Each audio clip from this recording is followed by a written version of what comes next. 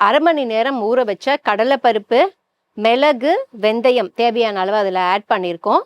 அது கூட தேவையான அளவுக்கு காஞ்ச மிளகாவை ஆட் பண்ணிட்டு, கொஞ்சம் இஞ்சியும் ஆட் பண்ணிட்டு, ஒன்றும் பாதியுமா அந்த பருப்பு தெரியிற மாதிரி அரைச்சிக்கணும். கடாயிலையோ இல்லை தேவையான விசில்லையோ தேவையான அளவுக்கு தண்ணி விட்டு இந்த விசிலை நடுவில் பிளேஸ் பண்ணிட்டு சுற்றி வாட்டர் இருக்கும்ல அதில் என்ன பண்ணுறோம் அப்படின்னா கொத்தவரங்காவையும் வேக வைக்கிறோம்.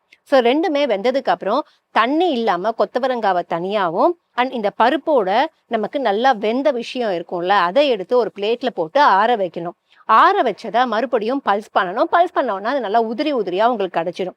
அதுக்கப்புறம் தாளிப்பு. ஸோ தாளிப்புக்கு என்ன பண்றோம் அப்படின்னா கடாயில தேவையான அளவுக்கு எண்ணெய் விட்டு தேவையான அளவுக்கு கடுகு, உளுத்தம் பருப்பு, வெந்தயம், மிளகு, ஜீரகம், காஞ்ச மிளகா, பச்சை மிளகாய், கருவேப்பிலை இது எல்லாத்தையுமே ஆட் பண்ணி நம்ம ஃபர்ஸ்ட் இந்த பருப்போட அந்த உதிரி உதிரியா இருந்த விஷயம் இருக்குல்ல அதை ஆட் பண்ணிட்டு தேவையான அளவுக்கு எண்ணெய் விட்டுட்டு அண்ட் அதுக்கப்புறம் நம்ம வேக வச்சிருந்த கொத்தவரங்காயை ஆட் பண்ணிட்டு கொஞ்சம் அடிப்பிடிக்காம கிளறிட்டே இருக்கணும். உப்பை சரி பார்த்துட்டு ஒன்ஸ் அது ரெடி ஆயிடுச்சுன்னு தெரிஞ்சதுக்கு அப்புறம் தேவையான அளவுக்கு மஞ்சள் தூள் அண்ட் பெருங்காயம் இது ரெண்டுத்தையும் ஆட் பண்ணிட்டு கொஞ்சம் மிக்ஸ் பண்ணிட்டு நல்லா இறக்கிட்டீங்க அப்படின்னா சுட சுட கொத்தவரங்காய் பருப்பு ஊசிலே ரெடி ஆயிடும்.